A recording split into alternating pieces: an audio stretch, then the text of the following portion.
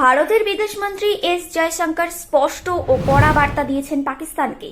বললেন, আর কোনো আলোচনা নয়, এবার শুধু অ্যাকশন।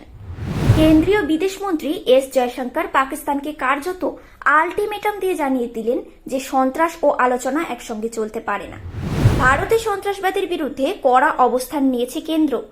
এখন থেকে পাকিস্তানের সঙ্গে ভারতের সম্পর্ক শুধু কর্মের ওপর নির্ভর করবে, আর কোনো আপোষের জায়গা নেই।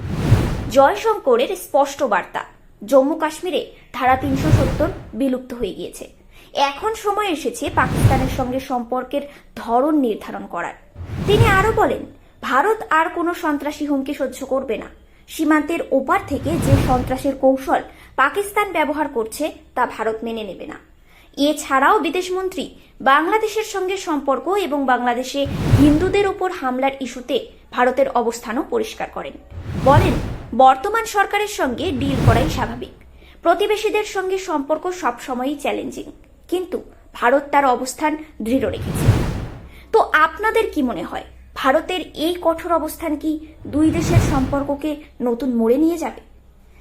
কমেন্টে অবশ্যই জানাবেন। Actions have consequences, and insofar as Jammu and Kashmir is concerned, I think 370 is done.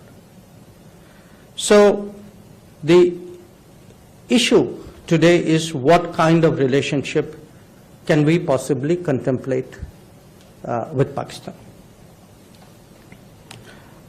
Rajiv suggests that perhaps India is content to continue at the current level of relationship.